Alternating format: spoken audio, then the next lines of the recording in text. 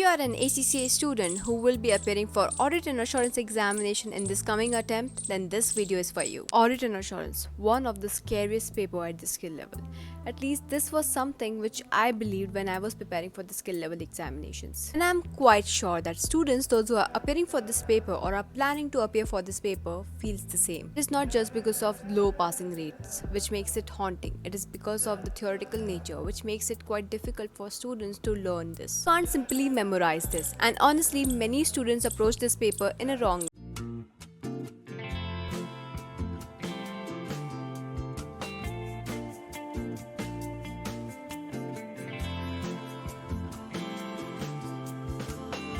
Hello everyone, welcome back to my channel. My name is Norin Khatri and I am an ACCA affiliate. I like to create videos in order to help my fellow ACCA students in order to clear their examinations. This video we are going to talk about Audit and Assurance examination, everything which you should know before appearing this paper. Most importantly, I am going to talk about the mistakes which students do in this examination and which makes it difficult for them to clear this paper. At the end of this video, I have something which is going to change your preparation game. So in simple words, audit is all about evaluating financial statements to ensure that they are free from material misstatements, whether caused by a fraud or an error. It's like being a detective, but in the world of numbers. Assurance goes a bit broader. It's like giving confidence to the users of financial information that the information which they are relying on is reliable. In AA paper, you are tested on entire audit process, from planning to risk assessment to internal controls to substantive testings to audit reports.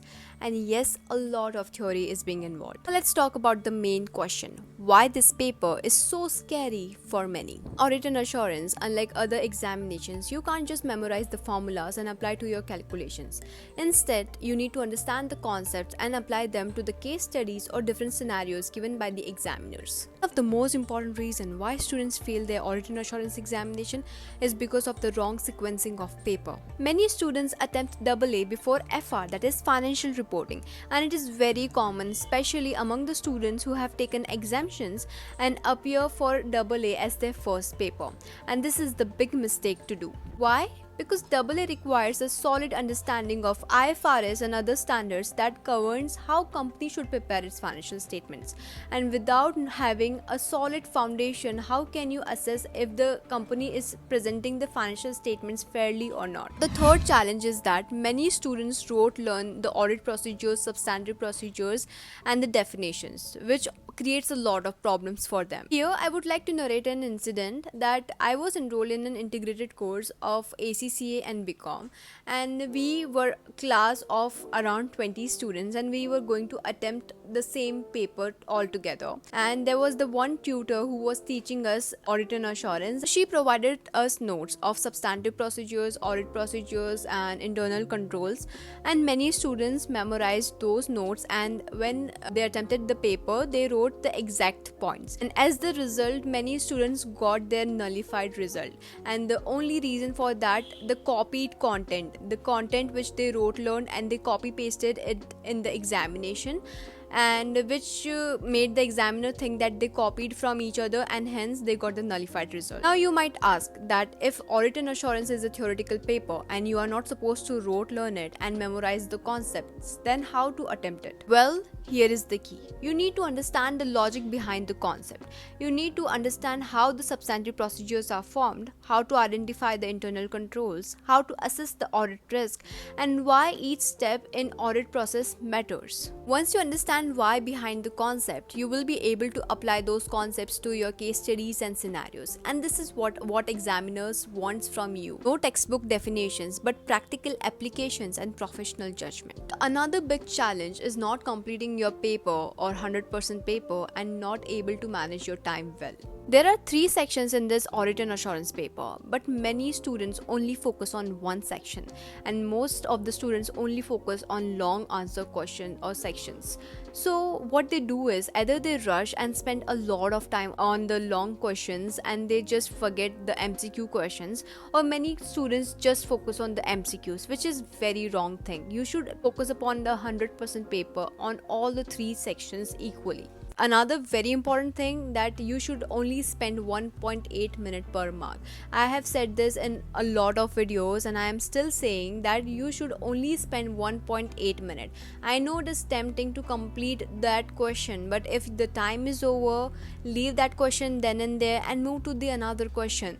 It is very important, guys, to understand that your time is precious and you need to give equal time to each question. Now here comes the game changer, which can completely transform your preparation.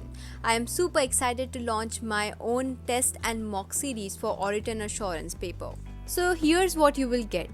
2 concept checker tests. These tests are designed to check your understanding of core topics. 2 full-length time-based mocks. You will attempt them in real examination conditions with me invigilating the session. Detailed feedbacks. I will go through your answers and pinpoint exactly where are you losing marks and how to improve.